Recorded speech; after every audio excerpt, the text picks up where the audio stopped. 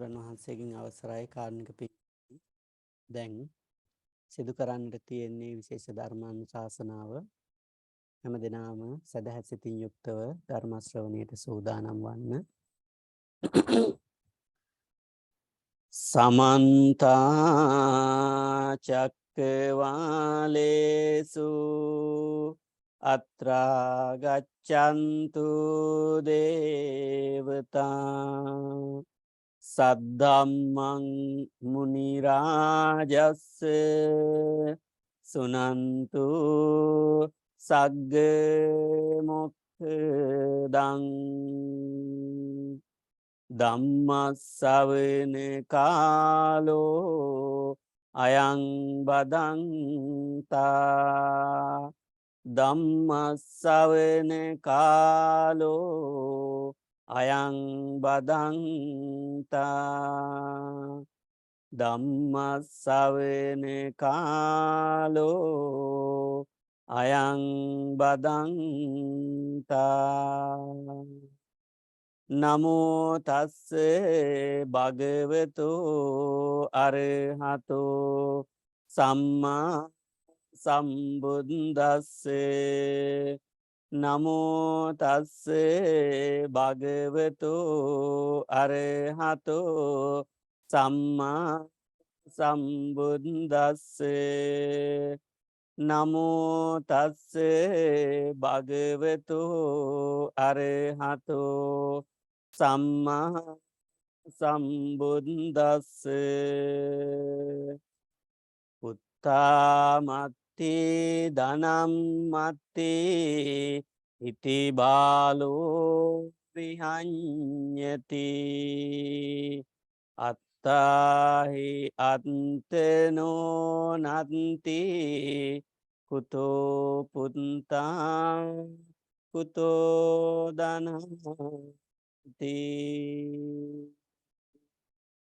කාර්මික පින්වත්නි, අද දවසේදීත් වාර්ෂිකව ලෙක්චර්ත් විහාරස්ථානයේ පවත්වන කඨින පූජා මහෝත්සවය නිමිති කරගෙන සතිපතා පවත්වන පරිවාර වස් පින්කම් මාලාවේ තවත් එක් පින්කමකටයි අපේ පින්වතුන් සම්බන්ධ වෙන්නේ. ඉතින් මේ පින්කමේ ප්‍රධාන දායකත්වය අරගෙන කටයුතු කරන්නේ ධම්මිකා රණසිංහ මෑණියන් ප්‍රමුඛ ඒ පවුලේ සියලු ඥාතීන් එකතු වෙලා තමයි මේ පින්කම සිදු කරන්නේ.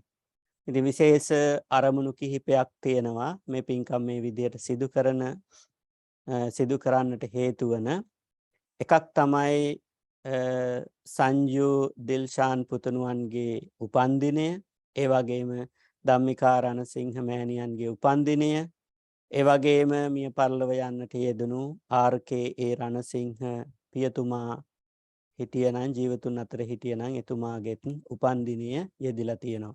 මීට අවුරුදු 13කට කලින් තමයි එතුමා අභාවයට පත් වෙලා තියෙන්නේ.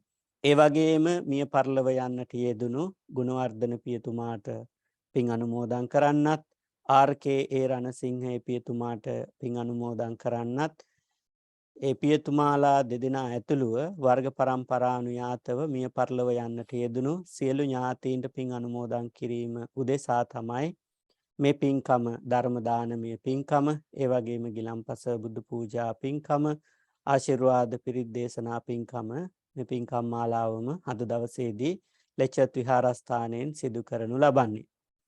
ඉතින් මම මුලින් ගාථා දේශනාවක් මාතෘකා කරන්නට යෙදුණා අද ධර්ම දේශනාව සඳහා. මේ ගාථාව සඳහන් වෙන්නේ ධම්මපදයේ කියන බෞද්ධයන්ගේ හස්තසාර ග්‍රන්ථයේ බාල වග්ගයේ සඳහන් වෙන 3 වෙනි ගාථාව.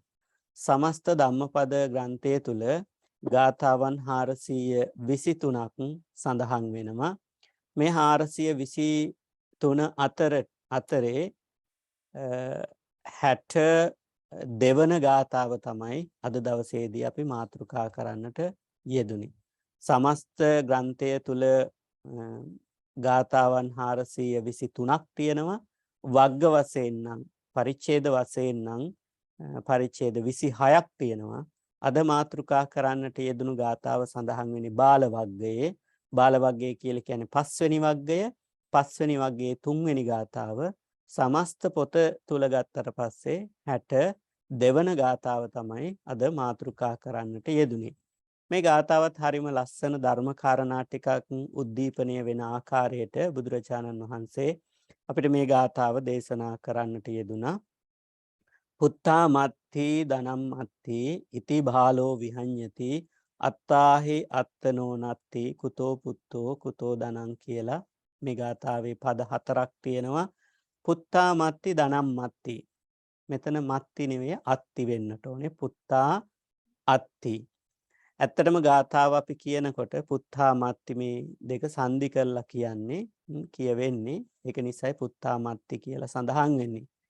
වචනාර්ථයේ තේරුම ගන්නකොට මට පුතුන් ඉන්නවා, මට ධනය තියෙනවා කියලා ඉති බාලෝ විහඤ්ඤති. බාල පුද්ගලයා, අඥාන පුද්ගලයා හිතනවා. විහඤ්ඤති කියන්නේ හිතනවා. අත්තාහි අත්තනෝ නත්ති. තමාට තමාවත් නැති කල්හි කුතෝ පුත්තෝ කුතෝ ධනාති කියලා බුදුහාඳුරෝ දේශනා කරනවා. කොහේ ඉන්න දරුවද, කොහේ ඉන්න ධනයක්ද, කොහේ තියෙන තැන්පත් කරපු ධනයක්ද අපිට පිහිටවන්නේ කියලා හරි ලස්සන ධර්ම විග්‍රහයක් බුදුරජාණන් වහන්සේ දේශනා කරන්නට යෙදුණා. ඉතින් අද මේ දහම් පාඨයේ කතා නායකයා බවට පත් වෙන්නේ ආනන්ද කියලා සිටුවරයෙක් හිටියා. ඊටමත් ධනවත් සිටුවරයෙක් සවැත් නුවර. සවැත් නුවර කියලා කියන්නේ බුදුරජාණන් වහන්සේ වැඩිම කාලයක් වැඩ හිටපු නගරය තමයි සවැත් නුවර. සවැත් නුවරට කියනවා සාවත්ති කියලා. පාලි භාෂාවෙන් කියන්නේ සාවත්ති. සබ්බං අත්ථීති සාවත්ති කියලා තමයි සවැත් නුවර විග්‍රහ කරන්නේ. ඒ කියන්නේ සවැත් නුවර පදේ හැදිලා තියෙන්නේ සබ්බං අත්ථීති සාවත්ති. ඒකට හේතුව තමයි සවැත් නුවර එදා කාලේ ක්‍රිස්තු පූර්ව 6 වෙනි සියවසේ නැtei කියලා දෙයක් තිබුණේ නැහැ. සාවත්ති නගරේ. හැමෝම සාවත්ති නගරයට එනවා. ප්‍රධානම රාජ්‍යයන් අතර තිබිච්ච ප්‍රධානම නගරයක්. කොසල් රජුරුව තමයි රාජ්‍ය කරේ. සාවත්තිය සවැත් නුවර අයිති වෙලා හිටියේ කොසල් රාජ්‍යයට. ඒතකොට කොසල් රජතුමා යටතේ තිබිච්ච කොසල් රජතුමා තමයි බලවත්ම රජුරුව ඒ කාලේ හිටපු. 11 මහා ජනපද වලින් ජනපද 16ක් තිබුණා. එතකොට කෝසල ජනපදය තමයි බලවත්ම ජනපදයක් වෙලා තිබුණේ. ඒ බලවත්ම රාජ්‍යය තුල තිබිච්ච ප්‍රධානම නගරයක් තමයි සාවත්තිය. සවැත් නුවර පන්සල් දෙකක් තිබුණා. එක පන්සලක් තමයි ජේතවනාරාමය, අනිත් පන්සල තමයි පූර්වාරාමය. ජේතවනාරාමය කරවල පූජා කරන්නට යෙදුනේ අනේ පිඩිසිටුතුමා, පූර්වාරාමයේ කරවල පූජා කරන්නට යෙදුනේ විසාකාව. එතකොට ප්‍රධාන පන්සල් දෙකක් තිබුණා සවැත් නුවර තුල. සබ්බං අත්ථීති සාවත්තියන්. සියලු දේවල් තියෙන නිසා තමයි සවැත් නුවර කියලා කියන්නේ. ඒතර වැඩිපුරම සිටුවරු හිටියෙත් සවැත් නුවර. ආනන්ද සිටුවරයා හිටියෙත් සවැත් නුවර. අනේ පිඩුසිටුතුමා හිටියෙත් සවැත් නුවර. ඒ වගේම ඉල්ලීස වගේ ලෝභී සිටුවරු හුඟක් ඉඳලා තියෙනවා සවැත් නුවර. ඒ නිසා හුඟක් ධනවත් මිනිස්සු ඉඳලා තියෙනවා.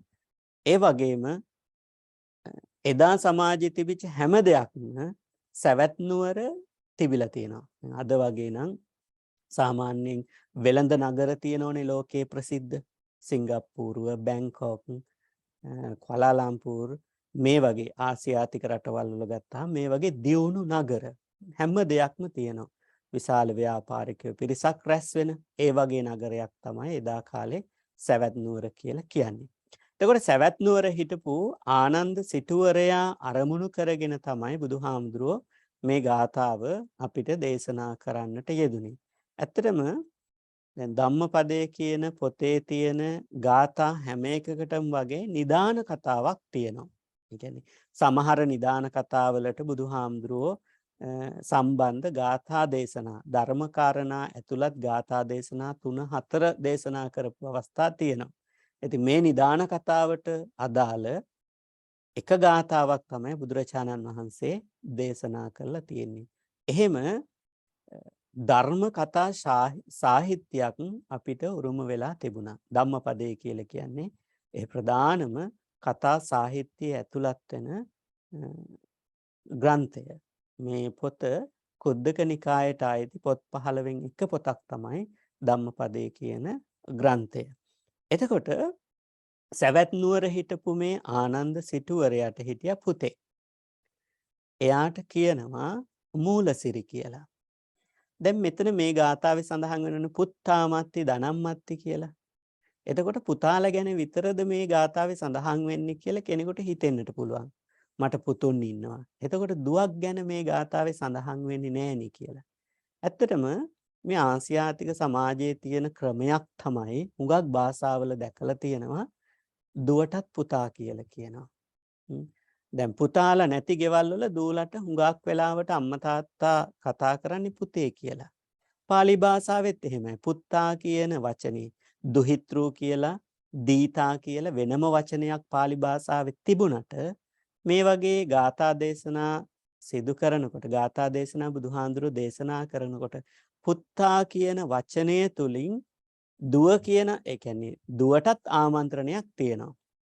ඒ කියන්නේ දුවත් හැඟවෙනවා. පුත්තා කියන වචනේ තේරුම ලිටරල් මීනින් එක තමයි පුතා කියන එක. නමුත් අපි එතෙන්දී පුතාලා දූලා දෙගොල්ලම මේ පුත්තා කියන වචනයෙන් ගන්නවා. යමෙක් කියනවා නම් පුත්තා මත්ති කියලා ඒකේ අදහස පුතාලා විතරක් නෙවෙයි දූලත් කියන එක අපි ගණන් ගන්නට ඕනේ. ඒක නිසා තමයි අපේ සිංහල සමාජයේ උනත් හුඟක් වෙලාවට දූලට පුතේ කිව්වට කවදාවත් පුතාලට දුව කියලා ආමන්ත්‍රණය කරන්නේ නැහැ. පුත්තාමත්ති කියන එකේ අදහස තමයි දරුවෝ. දරුවන්ට පොදුවේ භාවිතා කරන වචනයක් තමයි පුත්තා කියලා කියන්නේ. පුත්තාමත්ති ධනම්මත්ති. නිතරම මේ ආනන්ද සිටුවරයා කියලා කියන්නේ උපරිමයට මුදල් හම්බ කරපු උපරිමයෙන් මුදල් එකතු කරපු සිටුවරයෙක්. මෙයාට තිබුණලු කහවණු කෝටි 40ක් 40 කෝටියක් ධනය තිබිච්ච කොසල් රජුරුවන්ගෙන් සිටු තනතුර ලබාගත්තු ඉතා දියුණු සිටුවරයෙක්. මෙයා ඒ විතරක් නෙවෙයි මේ සිටුවරයා නිතර තමන්ගේ ඥාතීන්ට තමන්ගේ විශේෂයෙන්ම තමන්ගේ පුතාට මූලසිරිට ඒ වගේම ඥාති අයට මිත්‍ර ව්‍යාපාරිකයන්ට උපදෙස් දෙනවා. ධනය ආරක්ෂා කරන්නේ කොහොමද? ධනය හම්බ කරන්නේ කොහොමද? එතකොට මෙයා හොඳ උපදේශකයෙක්. ඉතින් එයා නිතර මාසෙකට දෙවතාවක් තමන්ගේ සිටු නිවස තුල හෝ පරිබාහිරව දේශන පවත්වනවා. ධනය එකතු කරන හැටි. ඒ දේශනාවල ගැප් වෙලා තියෙන අදහසුත් ගාථාවකින් සඳහන් වෙනවා. විජ්ජමානං ධනං න දාතබ්බං නවං ධනං උප්පාදේ තබ්බං. එයාගේ එක සංකල්පයක් තමයි විජ්ජමානං ධනං න දාතබ්බං. තමන්ට දැනට තියෙන ධනෙ වියදම් කරන්න එපා. කියන්නේ මොනම හේතුවක් නිසාවත් දැනට සුරක්ෂිතව තියෙන ධනය වියදම් කරන්න එපා. නවං ධනං උප්පාදේ තබ්බං. උත්සාහ කරන්න අලුත් ධනයක් නිතරම උපයන්න. ඒ කියන්නේ මොන පීඩණයටපත් වෙලා හරි තියෙන ධනය වියදම් කරන්න නැතුව අලුත් ධනයක් උපයන්න උත්සාහ කරන්න. ඒ වගේම එයා උදාහරණ වශයෙන් හරි ලස්සන උදාහරණ ටිකක් කියනවා. අංජානං khයං දිස්වා උපචිකානං ච අච්චයං. මේ අංජානං ධනං අංජානං ධනං khයං දිස්වා. මේ අංජාන කියලා කියන්නේ අපි කියන්නේ අඳුන් කියලා. අඳුන් වෙන්න පුළුවන්, සඳුන් වෙන්න පුළුවන්. මේවා සමහරු මූණේ ගානවා. එදා හිටපු අය මූණේ ගානවා. අදට අපි ක්‍රීම් එහෙම ගාන්නේ ඇප්ලයි කරන්නේ මූණේ. අතේ හැමේ. ඉතින් ක්‍රීම් එක හුඟක් ලොකු කන්ටේනර් එකක් වුණත් ඒක ටික දවසක් යනකොට නිතර ගානකොට භාවිතා කරනකොට ටික ටික අඩු වෙනවා. ඒ වගේ මෙයා උදාහරණයක් ගන්නවා අංජානං khයං දිස්වා. මේ කයේ ගාන අඳුන් නැත්තම් මේ අඳුන් නැත්තම් මේ චන්දන කියලා කියනවා සඳුන්. මෙන්න මේවා ගාන්න ඉවර වෙනවා. දැන් ගලක අතුල්ලනවා. සඳුන් කෑල්ලක් අරගෙන ගලක අතුල්ලලා ඒවයින් එන ටික තමයි ගාන්නේ. ඇඟේ ගෑවට පස්සේදී ඒ සඳුන් කැටය කවදා හරි ඉවර වෙනවා. අන්න ඒ වගේ තමයි තමන් පාවිච්චි කරන ධනයත් වියදම් වෙනවා. ඒක නිසා මොනම හේතුවක් නිසාවත් ධනය වියදම් කරන්න එපා කියන අවවාදය දුන්නා. අංජානං කයං දිස්වා උදාහරණ වශයෙන් කියන ධනෙ එක්රැස් කරන්න ඕන කොහොමද කියන එක උපචිකානංච අච්චයං උපචිකානං කියලා උපචික කියලා කියන වේයට පාලි භාෂාවෙන් කියනවා උපචික වේයෝ නිරන්තරයෙන්ම කටින් පස් ගෙනහිල්ලා කෙලවලින් තෙමලා තමයි ලොකු තුඹසක් හදන්නේ. ඒ තුඹස් නිර්මාණය කරනකොට නිර්මාණය කරලා ඉවරුණාට පස්සේ අපිට හිතා ගන්නට බෑ මෙච්චර කුඩා වේයෙක් කොහොමද මෙච්චර ලොකු තුඹසක් හදන්නේ කියලා. දැන් මේ ආනන්ද කියන සිටුවරයාගේ බණ. ආනන්ද සිටුවරයා මං කියවනේ උපදේශකයෙක් කියලා. ව්‍යාපාරිකයන්ට සිටුවරුන්ට තමන්ගේ ඥාතීන්ට උපදෙස් දුන්නානේ. එයා උපදෙස් දීපු ආකාරය තමයි මේ ගාථාවේ සඳහන් වෙන්නේ. උපචිකානංච අච්චයං වේයා යම්සේ පොඩි මැටි ගෙනහිල්ල කටෙන් කෙලවලින් තෙමලා ඉතා ශක්තිමත් තුඹසක් තනනවා වගේ තමන්ගේ ව්‍යාපාර ටිකෙන් ටික දියුණු කරගන්න කියලා මෙයා උපදෙස් දෙනවා. ඒ විතරක් නෙවෙයි. තව උපමාවක් දෙනවා. මදෝනංච සමාභාරං මදෝ කියලා කියනවා මී පැණි වලටත් කියනවා මී මැස්සටත් කියනවා. එතකොට මේ මී මැස්සෝ චුට්ට රොන් ගෙනහිල්ල ඉවර වෙලා ලොකු මී වදයක් තනන්න වගේ මී වදයක් තනලා ඒ කියන්නේ පිරිසක් එකතු වෙලා ටික මී රොන් ගෙනහිල්ලා මී වදයක් තනන්න වගේ උසස් පුද්ගලයෝ පණ්ඩිතෝගර ඒ කියන්නේ ගෘහ ජීවිතය ගත කරන පඬිවරු උගත් පිරිස මේ විදිහට ධනය රැස් කරනවා කියලා උපදෙස් දුන්නා. එතකොට ඒක ආනන්ද සිටුවරයට අනුව උගත් කෙනෙකුගේ පඬිතෙක්ගේ ක්‍රියාවක් හැටියට එයා උපදෙස් දුන්න දිගට හරහට. ඉතින් මේ උපදෙස් පිළිගත්තු ඥාතිවරු මේ උපදෙස් පිළිගත්තු ව්‍යාපාරිකයෝ විශේෂයෙන් තමන්ගේ පුත්‍රයා තමන්ගේ ධනය වියපැහැදම් කරන්නේ නැතුව ධනය එක්රැස් කරා. මෙයත් හුඟක් එක්රැස් කරා තමන්ගේ ජීවිතය තුළ. ඉතින් මෙයා කවදා හරි උදව්වක් කරොතින් උදව්වක් කරන්නේ අර යමක් බලාපොරොත්තුවෙන්. අපි කියන්නේ උදව් ඉන්වෙස්ට් කරනවා කියලා. දැන් අදටත් ඉන්නවනේ සමහර අය නිස්සරණ අධ්‍යාසයෙන් යමක් බලාපොරොත්තු නොවි කවදාවත් උදව්වක් කරන්නේ. දැන් සමහර දායකයොත් ඉන්නවනේ පන්සලට උදව්වක් කරන්නේ පන්සලෙන් යමක් බලාපොරොත්තු වෙන්නේ. එහෙම දායකයෝ ඉන්නවා. ඒ වගේ දැන් ඥාතිවරු අතර ඉන්නට පුළුවන්. යාළු මිත්‍රයෝ අතර ඉන්නට පුළුවන් මේ වගේ චරිත. යමක් බලාපොරොත්තුවෙන් තමයි උදව්වක් කරන්නේ. එතකොට ඒක නියම උදව්වක් නෙවෙයි. ඒක උදව් ඉන්වෙස්ට් කරනවා කියලා කියන්නේ. අන්න ඒ වගේ සිටුවරයෙක්. මෙයා මෙහෙම ඉඳලා වයසට ගියා. වයසට ගියාට පස්සේදී මෙයා කවදාවත් එයාගේ ධනයවත් ලියලා දුන්නේ නැහැ තමන්ගේ පුතාට. තමන්ගේ එකම පුතයි හිටියේ මූලසිරි කියලා. මූලසිරි පුතාට දුන්නෙත් නැහැ. හැබැයි තාත්තගේ අවෑමෙන් පස්සේදී මූලසිරි පුතාට මේ සියලු ධනය හිමි වුණා. ඊට පස්සේදී එක් දවසක් දැන් මේ නිදාන කතාවේ සඳහන් වෙනවා මේ ආනන්ද සිටුවරයා ගිහිල්ලා ඉපදුනා සවැත් නුවරම තිබුණ ප්‍රදේශයක්. ඒ ප්‍රදේශයේ තිබිච්ච අඩුකුලේ සැඩොල් ගමක් තිබුණා. සැඩොල් ගමේ පවුල් 10ක් තියෙනවා. එක පවුලක එක සැඩොල් කාන්තාවකගේ කුසේ පිළිසිඳ ගත්තා. ඉතින් මෙයා මිනිස්සෙක් වෙලා ඉඳදී තාමත් සාර්ථක ව්‍යාපාරිකයෙක්. ධනෙ ක්‍රැස් කරා. ඒ වගේම අනිත් අයත් ඇවිල්ලා මෙයාගෙන් උපදෙස් ගත්තා. මෙයා නිවැරදි උපදෙස් දුන්නා දියුණු වෙන්නට. කවදාවත් මුදල් වියපැහැදම් කරන්න එපා. වියපැහැදම් කරනකොට හිතන්න සඳුන් උනත් උරච්චි කරලා ගලේ ගාලා ගානකොට ඇඟේ ගානකොට සඳුන් කැටේ ඉවර වෙනවා වගේ ඔබේ ධනියත් ඉවර වෙනවා. ඒ නිසා වේය යම්සේ තුඹසක් හදනවද මේ මැස්ස යම්සේ රොන් එකතු කරලා මීවදයක් බඳිනවද අන්න ඒ වගේ ටිකෙන් ටික ඔබේ ව්‍යාපාරය දියුණු කරගන්න කියලා උපමා දක්වමින් මෙයා ලොකු දේශන පවත්වන්නට ගත්තා. මෙහෙම දේශන පවත්වමින් ධනෙ රැස් කරමින් ඉඳලා මෙයා මිය පරලොව ගිහිල්ලා ඉපදුනා සැඩොල් ගමක එක සැඩොල් කාන්තාවකගේ කුසේ. මෙයා ඉපදුනාට පස්සේ පිළිසිඳ ගත්තා. ඒ කුසේ වැඩෙනකොට මේ සැඩොල් ගමේ අය නිතරම නගරයට එනවා රැකී රක්ෂාවන් හොයාගෙන. සමහරු කුණුවස් කරන රැකියාවන් කරා. ඒ වගේ එදා සමාජයේ තිබිච්ච අධ්‍යාපනයෙන් අඩු අය සිදු කරන හුඟක් ව්‍යාපාරිකයන්ට උදව් කරන ඒවා, ඒ වගේම ඒ වගේ සුළු සුළු රැකියාවන් මේ සැඩොල් ගමේ ඉන්න පිරිස ඇවිල්ලා නගරයට ඇවිල්ලා කරා.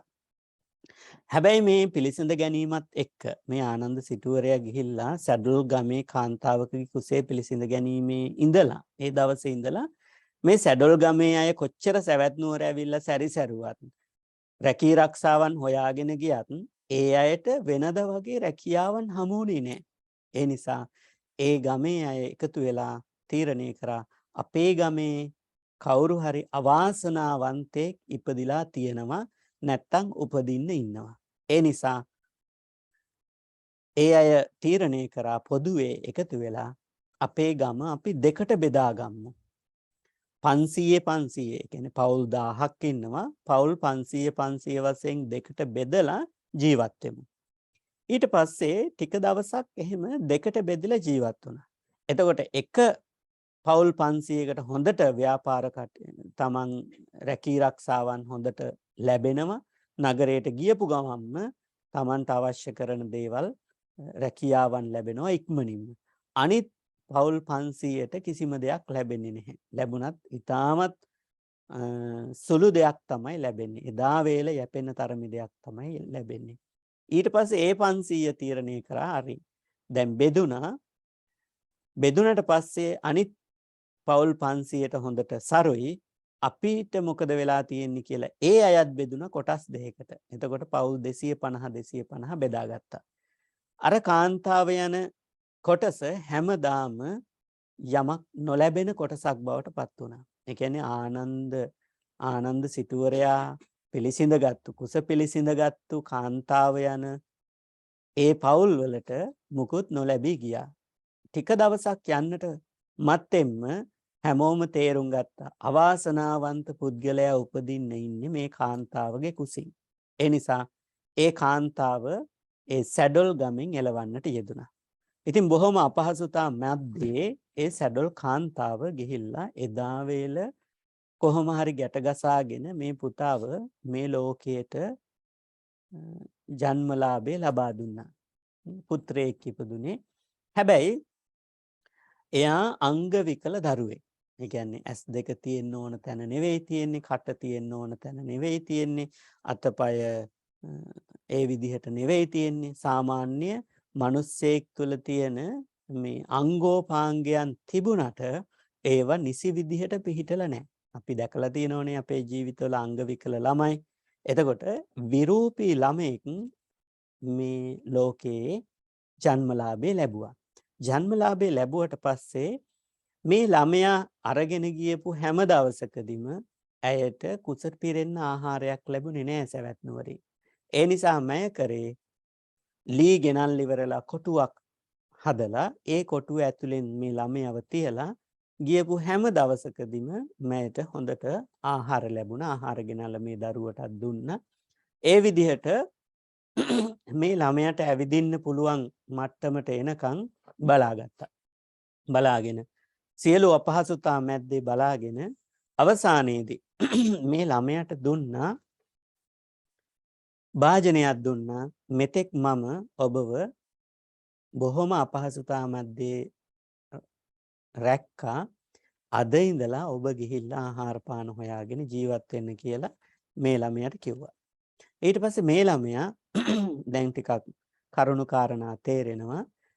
මේ තැටියත් අරගෙන හිඟමනේ ගියා. පෙර පුරුද්දකට වගේ ඒ හිඟමනේ ගියේ අර තමන් පෙර ආත්ම භාවයේ ආනන්ද සිටුවරයා වෙලා හිටපු සිටුමාලිගයට ගියේ. සිටුමාලිගයේ දොරවල් 4ක් තියෙනවා. ප්‍රාකාර 4ක් තියෙනවා. කෙසේ හෝ මේ දරුවා මේ ප්‍රාකාරවල් 3කින් ඇතුල් වුණා. කොහොම හරි ඒ ප්‍රාකාරවල් අරපු වෙලාවට ටක් ගාලා ඇතුළට යනවා. හැබැයි හතරවෙනි ප්‍රාකාරය ළඟට යනකොට හතරවෙනි ප්‍රාකාරයත් තුන්වෙනි ප්‍රාකාරයත් අතර මූලසිරි තමන්ගේ පුතාගේ ගියාත්ම භාවයේ මූලසිරි පුතාගේ දරුවෝ කිහිප දෙනෙක් සෙල්ලම් කරමින් ඉන්නවා. ඉතින් මේ විරූපී දරුවා දැක්කට පස්සේ අර මූලසිරිගේ දරුවෝ ඒ කියන්නේ පෙර ආත්ම භාවයේ නම් තමන්ගේ මුණුබුරු මිනිපිරියන් බය වුණා. බය වෙලා කෑ ගහගෙන ගෙදරට දිව්වා. සිටුමාලිගයට දිව්වට පස්සේදී මගේ පුතා බය කර මේ කොළුව කවුද කියලා බලන්න මූලසිරිය එළියට ආවා. තමන්ගේ සේවකයන්ට කිව්වා එළියට ඇදලා දාන්න කියලා. කිසිවක් ලබා දුන්නේ නැහැ. එහෙම ඉන්න ඕනේ සමහරු. ඒ කියන්නේ එහෙම පොඩි දෙයක්වත් ලබා දුන්නේ නැහැ. හැබැයි ඒ දර්ශනීය ඉගෙන ගත්තේ තමන්ගේ තාත්තගෙන්. බලන්න කල්පනා කළා දැන් මේ ආනන්ද සිටුවරයා දීපු උපදෙස්ම තමයි මූලසිරි සිටුතුමා පිළිපැදලා තියෙන්නේ. මොකද ආනන්ද සිටුවරයාගේ මරණයෙන් පස්සේ අලුත් සිටු තනතුරටපත් වුණානේ මූලසිරි. කොසල් රජුරුව අලුත් සිටු තනතුරටපත් කරා මූලසිරිව. දැන් මූලසිරි අනුගමනය කරන්නේත් ආනන්ද සිටුවරයාගේ උපදෙස්. අපි වැරදි උපදෙසක් කාට හරි දුන්නොත් විශේෂයෙන්ම වැරදි උපදෙසක් දරුවන්ට දුන්නොත් ඒ උපදේශ අනුව ගියපු දරුවන්ගෙන්ම අපි විපාක අත්විඳිනවා. ඒ විපාකය තමයි ආනන්ද සිටුවරයා ලැබුවේ. මේ විදිහට විරූපී දරුවෙක් වශයෙන් ඉපදිලා එතකොට මූලසිරි සිටුමාට ඉස්සෙල්ලා උගන්වලා තිබුණේ කිසිවක් දෙන්න එපා කිසි කෙනෙකුට. නිකන් දෙන්න එපා. එහෙම දුන්නත් දෙන්න ප්‍රයෝජනයක් තියෙන කෙනෙකුට. ප්‍රයෝජනයක් සලකලා ඉදිරි අනාගතයේ දිහා කල්පනා කරලා තමයි යමක් දෙන්න ඕනි කියලා. දැන් මේ හිඟන ළමයට මොනවද දීමින් ඉදිරි අනාගතයේ ප්‍රයෝජනයක් නැති බව මූලසිරි දන්නවා. ඒ නිසා මේ හිඟන දරුවට මුකුත් ලබා දුන්නේ නැහැ. තමන් උගන්වපු දර්ශනය තුලින්ම තමන්ට විපාක ලැබුණා. ඉතින් මෙයාව අරගෙන ප්‍රාකාර තුනෙන්ම එළියට දානකොට පාරේ වැඩම කරන බුදුරජාණන් වහන්සේ. බුදුරජාණන් වහන්සේ දැක්ක මේ මූලසිරිගේ සේවකයෝ මේ ළමයාව ගෙනල්ලා පාරේ කොනකට වීසි කළා දානවා. ඒක දැකපු බුදුරජාණන් වහන්සේට සිනහ පහළ වුණා. සිනහ පහළ වෙලා සිනහ පහළ වෙනකොට ආනන්ද හාමුදුරුවන්ගේ සිරිතක් තියෙනවා. ආනන්ද හාමුදුරුවෝ දැකලා ඒක සිනහ පහළ කරගන්නවා. ආනන්ද හාමුදුරුවෝ මේ සිනහවේ කාරණාව සිනහවක් පහළ වෙන්නට හේතුව මොකක්ද කියලා ඇහුවා. අපිට උනත් අපි අමුතු විදිහට hina වෙනකොට ළඟ ඉන්න අය අහනවනේ මොකද hina වෙන්නේ කියලා.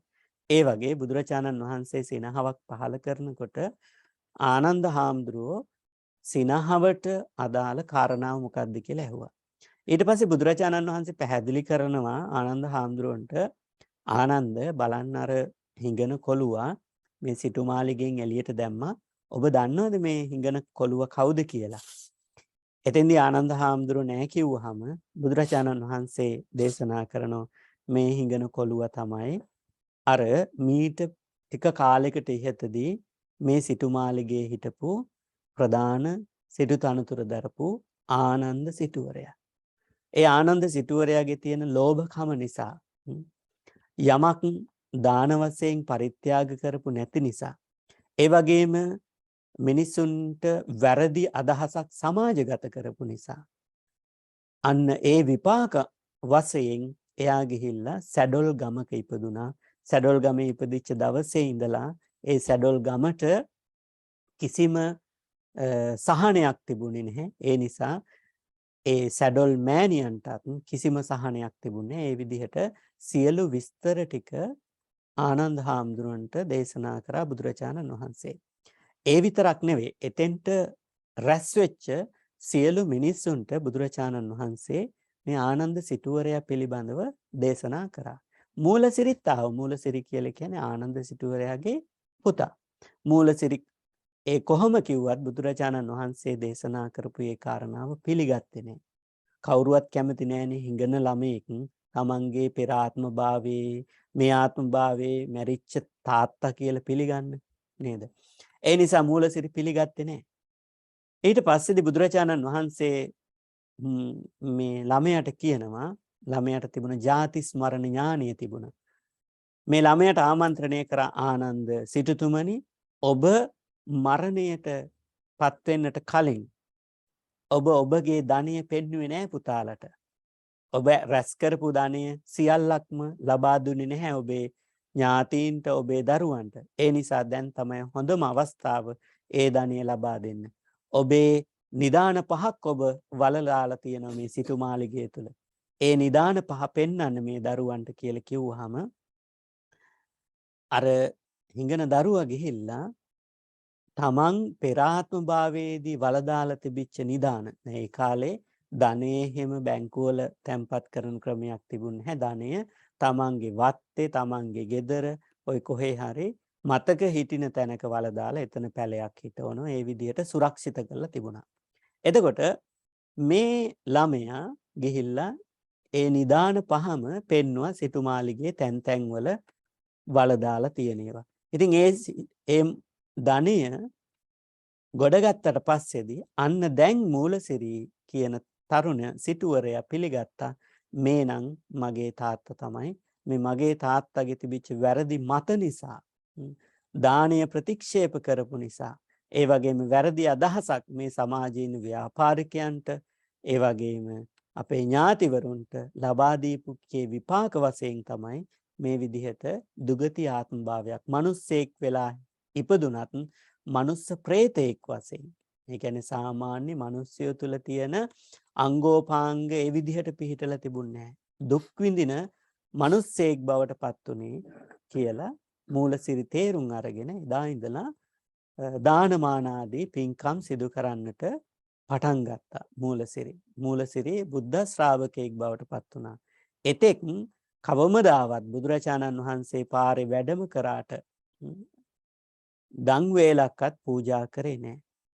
එතෙක් කිසිම මහා සංඝරත්නයේ කිසිම ශ්‍රාවකයෙකුට ඒ වගේම අන්‍යාගමිකයෙකුටවත් කිසිම කෑමක් බීමක්වත් දුන්නේ නැහැ. මූලසිරි යමක් ලබා දුන්න නම් ලබා දුන්නේ තමන්ට ප්‍රයෝජනයක් තියෙන ව්‍යාපාරිකයෝ ගෙන්නලා සාද පැවැත්වුවට එයත් සිදු කරේ තමන්ට ඉදිරි අනාගතයේ ඊට වඩා යමක් ගැනීමේ පරමාර්ථයෙන් තමයි සිදු කරන්නට යෙදුනේ. ඒ අවවාද අනුශාසනා දුන්නේ ආනන්ද සිටුවරයා. එතෙන්දී බුදුරජාණන් වහන්සේ මේ ගාථාව දේශනා කරන පුත්තාමත්ති අපි වයසට යනකොට අපිට කොච්චර පුතාලා හිටියත් කොච්චර දරුවෝ හිටියත් ඒ අයට කවදාවත් අපේ අසරණතාවලට පිහිට වෙන්නට බෑ. අපිට පිහිට වෙන්නට පුළුවන් භෞතික මේ දේවල් දීලා. හැබැයි ආධ්‍යාත්මික දේවල් අපේ දරුවන්ට අපි වෙනුවෙන් ලබා දෙන්නට බෑ.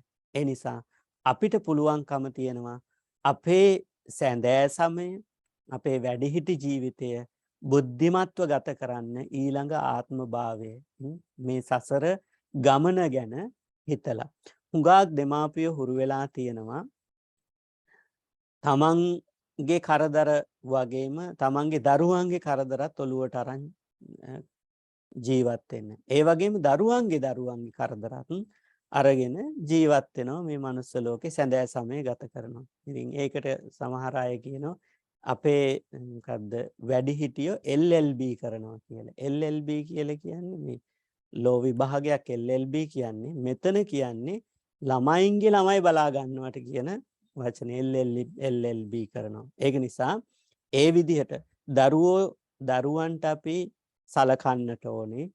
දරුවෝත් එක්ක බැඳීම් ඇති කරගන්නට ඕනේ. ඒ බැඳීම් හරි බලවත්ම බැඳීමක් තමයි දෙමාපියෝයි දරුවෝයි අතර ඇතිවන බැඳීම. ඉතා බලවත් බැඳීමක්. ඒක සාමාන්‍ය බැඳීමක් නෙවෙයි. එතකොට එහෙම වුණත් අපි අනවශ්‍ය විදිහට බැඳීම් ඇති කරගෙන මුළු ජීවිතේම ඒ වෙනුවෙන් කැප කරන්න සූදානම් වෙන්න එපා. තමන් වෙනුවෙනොත් යමක් කරගන්නට ඕනේ. තමන්ගේ සසර ගමන ගැන හිතලා යමක් සිදු කරගන්නට උත්සාහ කරගන්නට ඕනේ. මේ විදිහට කාලය අපි කැප කරන්නට ඕනේ ආධ්‍යාත්මික දියුණුව ඇති කරගන්නටත්.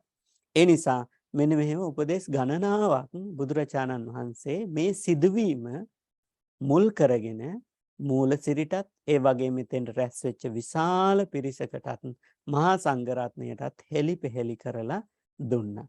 ඉතින් ඒ ගාථාවේ සඳහන් වෙනවා ධනම්මත්ති. පුත්තාමත්ති කියන්නේ එක වචනයක්. මට පුතුන් ඉන්නවා කියලා මිනිස්සු සතුටු වෙනවා, සන්තෝෂ වෙනවා. නමුත් ඒ පුතාලට, ඒ දරුවන්ට තමන්ගේ දෙමාපිය වෙනුවෙන්, දෙමාපියන්ගේ සසර ගමන වෙනුවෙන් කරන්නට පුළුවන් දේවල් ඉතාමත් සීමිතයි. ඒ නිසා තමන්ගේ සසර ගමන තමන්මයි හරියට සූදානම් කරගන්නට ඕනේ. තමන් මොන තැනකද උපදින්නේ, තමන්ගේ සසර ගමන කෙටි කර ගැනීමේ වගකීම තමන්ටම තමයි තියෙන්නේ. ඒ වගේම සමහර අය හිතන් ඉන්නවා ධනම්මත්ති, මට ධනය තියෙනවා කියලා. හුඟක් අය රැස් කරනවනේ ධනයක්. දැන් ධනය වර්ගත් 4ක් බුදුහාමුදුරෝ දේශනා කරනවනේ. ථාවර නිදාන, ජංගම නිදාන, අංග සම නිදාන සහ අනුගාමික නිදාන. අනුගාමික නිදාන හැර අනිත් නිදාන තුනම මේ ලෝකේ අපි දමල යන්නේ. දැන් ථාවර නිදාන කියලා කියන ස්ථාවරව අපි මිලදී ගන්න දේවල්. හුඟක් අයට නිවසක් මිලදී අරගෙන තිනවා. සමහරු 1ක් 2ක් 3ක් 4ක් 5ක් මේ විදිහට හුඟක් ගෙවල් මිලදී අරගෙන තිනවනේ. මේවා ථාවර නිදාන. අපි ජීවත් වෙන්න ගෙයක් දොරක් අවශ්‍යයි. මේවා ථාවර නිදාන අවශ්‍යයි. ථාවර නිදාන අපිට කොහෙවත් ගෙනියන්න බෑ. මරණයටපත් වෙනකොට උනත් මේ ලෝකෙ තියලා යන්නේ. ථාවර නිදාන. ඒ වගේම තව නිදාන අපි එකතු කරගන්නවා ජංගම නිදාන. ජංගම නිදාන කියලා කියන්නේ එහෙට මෙහෙට ගෙනියන්න පුළුවන් දේවල්. මේ ලෝක වශයෙන් ගෙනියන්න පුළුවන් දේවල්. ඒවා තමයි වාහන, ජංගම දුරකථන, ඒ වගේම අනිකුත් ගෙදර දොරේ තියෙන ඕනම ෆර්නිචර්, ඒ වගේ ඕනම දෙයක් ගෙනියන්න පුළුවන් දේවල් වලට කියනවා ජංගම නිදාන. රෙද පෙරිදි, ඒ වගේ මිල මුදල්, ආභරණ, මේවත් අපි එක් රැස් කරනෝනේ ජීවිතේ පුරාමටම. ඒවා එහෙට මෙහෙට ගෙනියන්න පුළුවන්. මේ ලෝකෙන් සමුගන්නකොට ගෙනියන්න බෑ. තව જાතියක් තියෙනවා අංග සම නිදාන කියලා. අංග සම නිදාන කියලා කියන්නේ අපි ඉගෙනගත්තු දේවල්. දැන් මේ ළමයි එහෙම හරි දක්ෂයි එක එක විෂයන් වලට. ඒවට දක්ෂතාවයේ නිසාම ඒ අයට ඒ අනුව අධ්‍යාපන සුදුසුකම් අනුව මේ රටවල් වලදී රැකියාවලට යොමු වෙන්නට පුළුවන්. ඒ රැකියාවලට ගියහම ලොකු දේවල් ටිකක් ජීවිතේට හිමි වෙනවා. හොඳ රැකියාවන් කරනකොට හොඳ පඩියක් හමු වෙනවා, පහසුකම් හමු වෙනවා. ඒ පහසුකම් තුලින් තමන්ගේ ජීවිතය සතුටු කරගන්නට පුළුවන් මේ ලෝක වශයෙන්. ඒවට කියනවා අංග සම නිදාන. ඒවත් මේ ලෝකයෙන් එහා ලෝකයට ගෙනියන්න බෑ. හැබැයි ජීවත් වෙලා ඉන්න කාලයේදී අපි නිදාන තව වර්ගයක් රැස් කරනවා. ඒව තමයි අනුගාමික නිදාන. අනුගාමික නිදාන කියලා කියන්නේ අපි ජීවත් වෙනවට අමතරව, කාලා බීලා සතුටින් ඉන්නවට අමතරව සමහර වෙලාවට අපි හොඳ වැඩ කරනවනේ. ලෙඩ්ඩුන්ට උපස්ථාන කරනවා, අසරණ අයට උපස්ථාන කරනවා. අපි දන්නවා මේ අය ලංකාවේ ඉන්න දුප්පත් මිනිස්සුන්ට උදව් උපකාර කරනවා. දුප්පත් පන්සල් බලලා ආධාර උපකාර කරනවා. ඒ වගේම මේ රටේ තියෙන පන්සල් වලට උපකාර කරනවා. බුද්ධ ශාසනයේ දියුණුවට උපකාර කරනවා. අවශ්‍ය කරන හැම අවස්ථාවකදීම ඉදිරියට ඇවිල්ලා ඒ වගකීම් කරට අරගෙන කොච්චර අපහසුතාව මැද්දේ වුණත් ඒ වගේ යුතුයකම් ඉටු කරනවා. අන්න ඒවා අනුගාමික නිදාන. ඒවා අපේ හිතේ තැම්පත් වෙන හොඳ දේවල් හැටියට. හොඳ මතකයන් හැටියට හිතේ තැම්පත් වුනහම ඒ තුල කුසල් සිතුවිලි අපිට හුඟක් පහළ වෙලා තියෙනවා ඒ ක්‍රියාවන් කරනකොට. අන්න ඒවා ඒ ශක්තිය අපිට මේ ලෝකෙන් සමුගන්නකොට ගෙනියන්න පුළුවන්. අනිත් කිසිම දෙයක් මේ ලෝකෙන් සමුගන්නකොට ගෙනියන්නට බෑ. ඒ නිසා බුදුරජාණන් වහන්සේ අපිට පෙන්වලා දෙන්නේ පුළුවන් තරම් අනුගාමික නිදාන තැම්පත් කරගන්න කියලා. ජංගම නිදාන, අංග සම නිදාන සහ ථාවර නිදාන, ඒ නිදාන වර්ග තුනම මේ ලෝකයේ දමල යන්නේ. දැන් ආනන්ද සිටුවරයාට තිබුණ ජංගම නිදාන, ආනන්ද සිටුවරයාට තිබුණ ථාවර නිදාන, සිටු මාලිගා තිබුණා, ආභරණ තිබුණා, කහවණු තිබුණා, මිල කරලා තිබුණේ 40 කෝටියයි. නමුත් ඒ 40 කෝටියට අමතරව සංගවපු නිදාන 5කුත් තිබුණා. එතකොට එයාගේ ඇත්තම ධනය 40 කෝටියට වැඩි. ඒ නිදාන 5ත් ගොඩ අරගෙන තමන්ගේ පුතා සන්තකයට පත් කරන්නට යෙදුණා. ඉතින් අර හිඟන දරුවට ඒ කියන්නේ පෙර ආත්මේදී ආනන්ද සිටුවරයට මූලසිරි පුතණුවන් උපස්ථාන කරා, සැලකුවා. නමුත් ඒ විදිහේ අසුභ ආත්ම භාවයකට යන්න හේතුවක් බවට පත් වුණා. අද දියුණු තත්වයේ ඉන්න අය, අද මුදල් උපරිමය හම්බ කරලා මේ ලෝකයේ ක්‍රැස් කරගෙන ඉන්න අය ඊළඟ ආත්ම භාවයේදී පෙරේත ආත්ම භාවයකට යන්නටත් පුළුවන්. ඒ තරම් මේ සසර කියන එක හරි අවිනිශ්චිත සසර ගමනක අපි ගත කරන්නේ. ඒක නිසා නිශ්චිත වශයෙන් අපි මෙන්න මෙතන උපදින්නේ කියලා කියන්නට බෑ. ඒ නිසා හැකිතරම් කත්තබ්බං කුසලං බහුම් නැත්තම් චරිතබ්‍රම් බ්‍රහ්මචර්යයන් කුසල් කරන්න හැම අවස්ථාවකදීම බ්‍රහ්මචාරී ජීවිතයකට තමන්ගේ ජීවිතය යොමු කරගන්න කියලා බුදුහාමුදුරුවෝ දේශනා කරන්නට යෙදුණා. මේ වගේම පුත්තාමත්ති ධනම්මත්ති, ධනෙ තියනවා කියලා මිනිස්සු හරියට සතුටු වෙනවා. ඒ වගේම තමයි අපි ධනවත් මිනිස්සු ආශ්‍රය කරන්න කියලා මිනිස්සු සතුටු වෙනවා. මගේ ඉන්න යාළුවෝ ඔක්කොම ධනවත් අය, පොහොසත් අය, යමක් කරන්න පුළුවන් අය කියලා සතුටු වෙනවා. දැන් ওই සංස්කෘත සාහිත්‍යයේ එක ශ්ලෝකයක් තියෙනවා. ඒකෙදි සාමාන්‍ය මිනිසුන්ගේ තියෙන මනෝභාවයක් ඉදිරිපත් කරනවා. ඒ ශ්ලෝකය තමයි සේවිතව්‍යෝ මහා වෘක්ෂ පලච්ඡායා සමාහිතා යදි දෛවාත් පලං නාස්ති ඡායාකේන නිවාර්යතේ. සේවිතව්‍යෝ මහා වෘක්ෂ උපදේශක් දෙනවා. ළඟට යනවනම් යන්නලු ලොකු ගහක් යටට. සේවිතව්‍යෝ මහා වෘක්ෂ, සේවනය කරනවනම්, ඇසුරු කරනවනම් ලොකු ගහක් යටට යන්න කියලා. ඒ කියන්නේ මේ නොකිය කියන්නේ කවුද? ධනවත් පුද්ගලයෙක් ඇසුරු කරන්න කියලා. මේක ඇත්තම ඒ කියන්නේ මේක නිවැරදි දර්ශනයක් නෙවෙයි. මේ සාමාන්‍ය ලෝකයේ මිනිස්සුන්ගේ තියෙන දර්ශනය. මේක නිවැරදි දර්ශනය නෙවෙයි.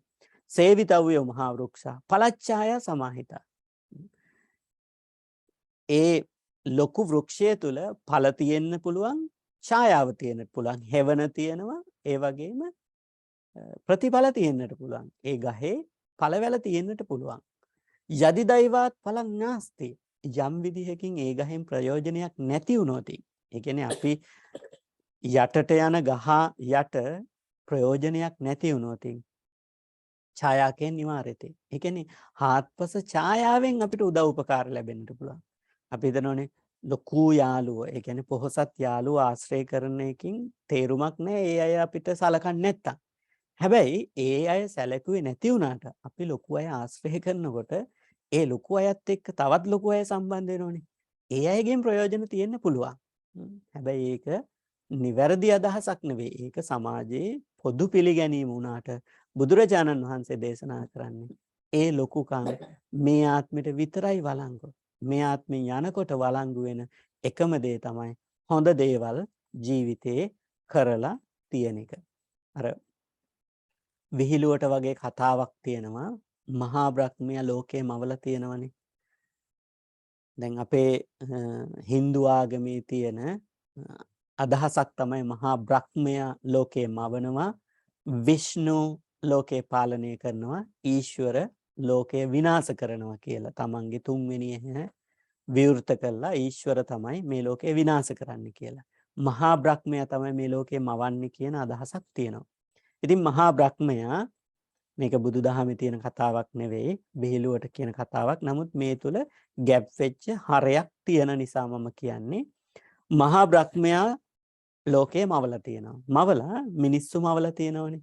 මිනිස්සු මවලා සත්තුත් මවලා මහා බ්‍රහ්මයාට අමතක වුණා ආයුෂ ලබා දෙන්න. මේ අය කොච්චර කාලයක් ජීවත් වෙන්න ඕනද කියලා. ඉතින් මිනිස්සුયો කැඳෙව්වා. මව්පු මිනිස්සුયો ටික කැඳවලා කිව්වා ඔබලාට දැන් ආයුෂ දෙන්න යන්නේ. ඔබලාට අවුරුදු 30ක් දෙනවා. ඊට පස්සේ මිනිස්සයා ඇහුවා මේ අවුරුදු 30 මොනවද කරන්න තියෙන්නේ? ඉතින් මහා බ්‍රහ්මයා කිව්වා සැපසේ කාලා බීලා ඉන්න. ඊට පස්සේ මිනිස්සුયો කල්පනා කරා මට මේ අවුරුදු 30 මදි. එතෙන්ට වෙලා ඉන්නව තව ටිකක් ලබා ගන්න. ඊට පස්සේදී ආවා හරකාවා. හරකා එන්න කිව්වට පස්සේ හරකාවා. හරකටත් තියෙනවා අවුරුදු 30ක්. හැමෝටම අවුරුදු 30 තියෙන්නේ. හරකටත් දුන්න අවුරුදු 30ක්. හරක ඇහුවා මම මේ අවුරුදු 30 මොනවද කරන්න ඕනේ? ඉතින් මොනවා කරන්නද? අනුන්ගේ බර අදින්න, මිනිස්සුන්ගේ බර අදින්න තමයි තියෙන්නේ කියලා. හරක ප්‍රතික්ෂේප කරා. හරක කිව්වා මට අවුරුදු 30ක්ම බර අදින්න බෑ, මට අවුරුදු 15ක් තිබුණාම ඇති කියලා. මිනිස්සයා අවුරුදු ගාන මදි වෙලාන් හිටියේ. එහෙනම් ඒ ඉතුරු 15 මට දෙන්න කියලා අරකගේ අවුරුදු 15ක් ගත්තා. ඊට පස්සේ ආව බූරුවා. බූරුවටත් අවුරුදු 30ක් තියෙනවා. බූරුවට ඇහුවා මොනවද මේ අවුරුදු 30 මං කරන්න ඕනේ? මහා බ්‍රහ්මයා කිව්වේ ඒත් ඉතින් බර ආදින එක තමයි කරන්න තියෙන්නේ. අනේ අවුරුදු 15ක් දෙන්න. බූරුවත් ප්‍රතික්ෂේප කරා මට එහෙනම් භාගයක් තිබුණාම ඇති කියලා.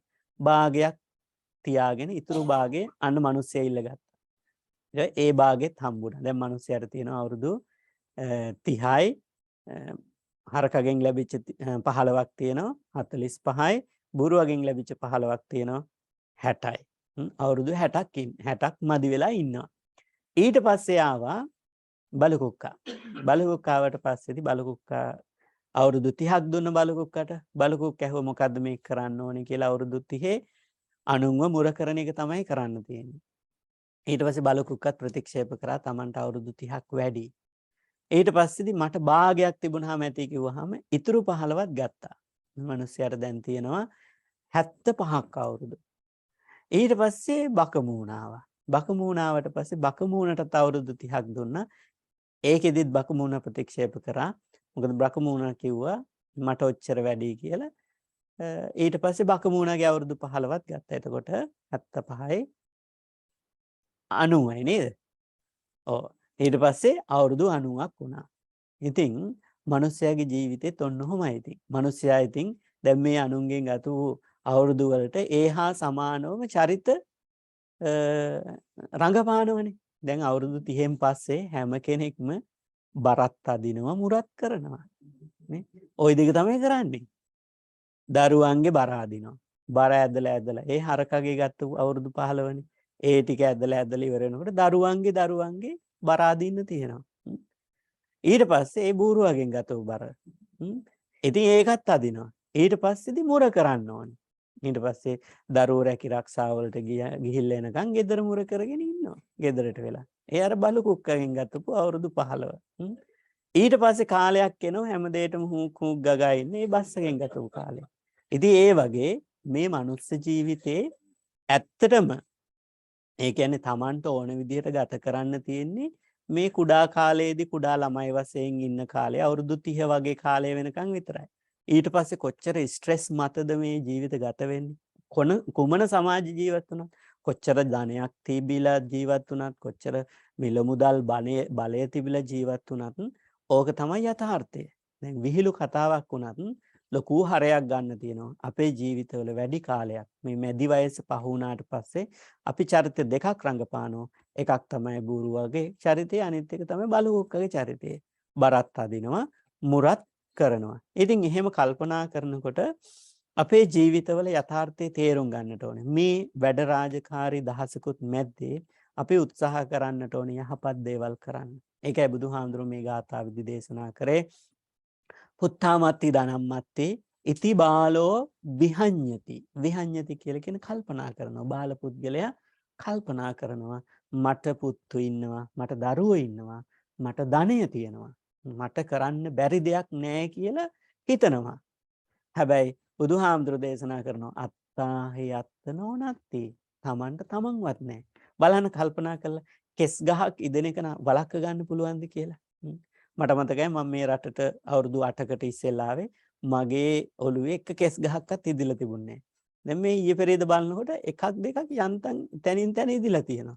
ඉතින් අපි කැමති නැහැනේ අපේ කෙස් ඉදෙනවට, සුදු වෙනවට කැමති නැහැ.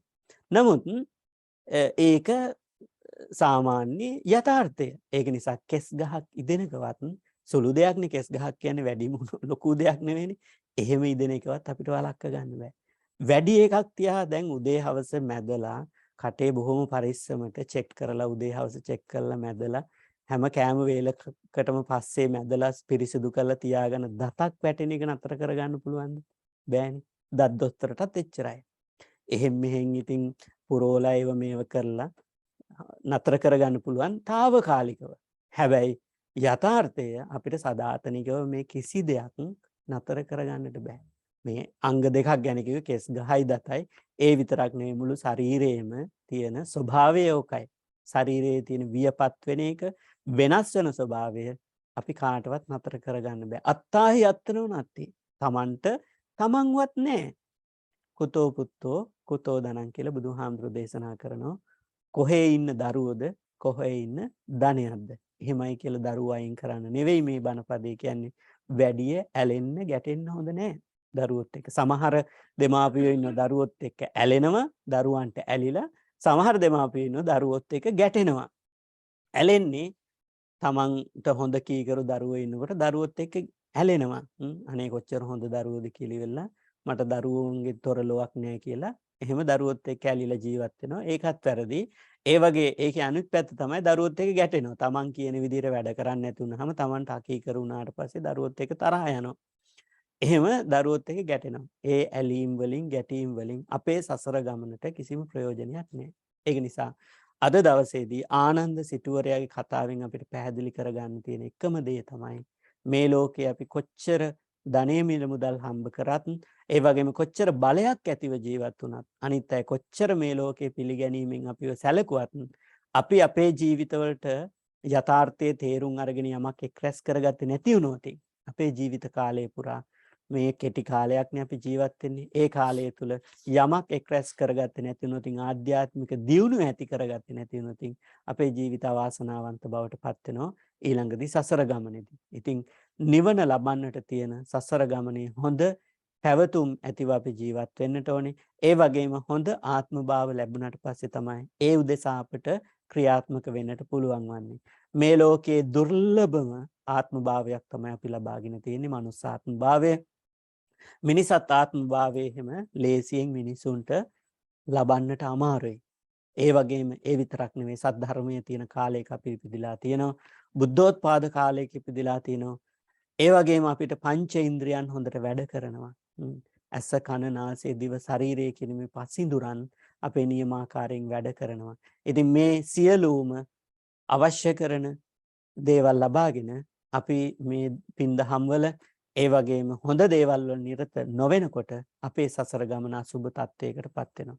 ඒ නිසා ඒ තත්වයටපත් නොකරගෙන අපි පුළුවන් තරම් කත්තබ්බං කුසලං බහුං චරිතබ්බං බ්‍රහ්මචර්යං හැකි හැම අවස්ථාවකදීම හොඳ දේවල් කරන්න, අනිත් අයට උදව් කරන්න, ඒ වගේම අවශ්‍ය අයට උදව්පකාර කරන්න පසුබට නොවි කැප කරන්නට ඕනේ. දරුවන්ටත් උදව්පකාර කරන්නට ඕනේ. නමුත් දරුවෝ පිළිබඳව ලොකු විශ්වාසයකින් සිහින මාලිගා මවන්නට හොඳ නැහැ.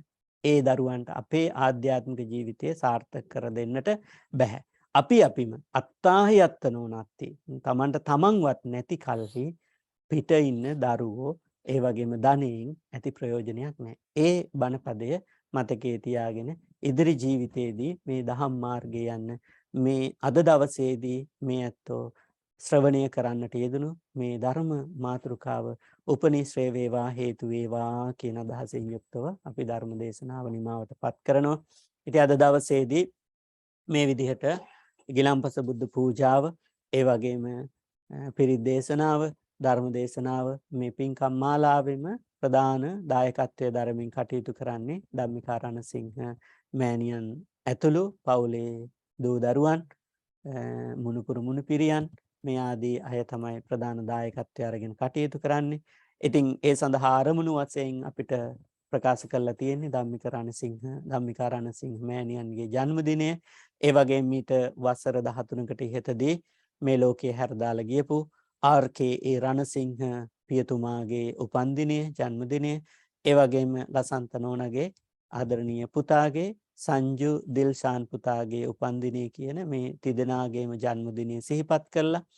ඒ වගේම මිය පරලොව යන්නට යෙදුණු රණසිංහ පියතුමාටත් ඒ වගේම ගුණවර්ධන පියතුමා ඇතුළු වර්ග පරම්පරා ඥාත මිය පරලොව යන්නට යෙදුණු සියලු ඥාතීන්ට පින් අනුමෝදන් කිරීම උදෙසා කියන මේ හොඳ යහපත් ප්‍රාර්ථනාවන් පෙරදැඩි කරගෙන තමයි මේ විදිහට මේ පින්කම සූදානම් කරගන්නට යෙදුනේ. ඉතින් අද දවසේදී විශාල පිරිසකට ධර්ම දානය සිදු කළා.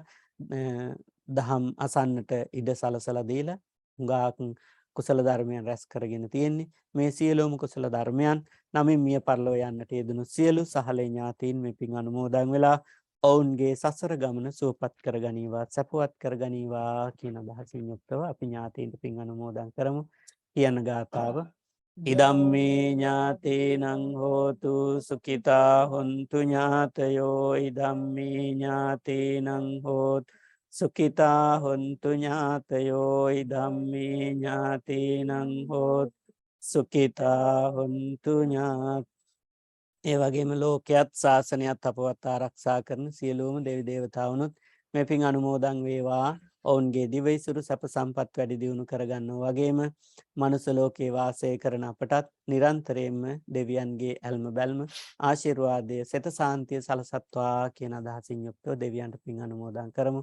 එත්තාවතාච අම්හෙහි සම්බතං පුඤ්ඤ සම්පදං සබ්බේ දේවා අනුමෝදන් සබ්බ සම්පත්ති සිද්ධියා එත්තාවතාච අම්හෙහි සම්බතං පුඤ්ඤ සම්පද සබ්බේ භූතා අනුමෝදන්තු සබ්බ සම්පත්ති සිද්ධියා එත්තාවතාච අම්හෙහි සම්බතං පුඤ්ඤ සම්පදං සබ්බේ සත්තා අනුමෝදන්තු සබ්බ සම්පත්ති සිද්ධ.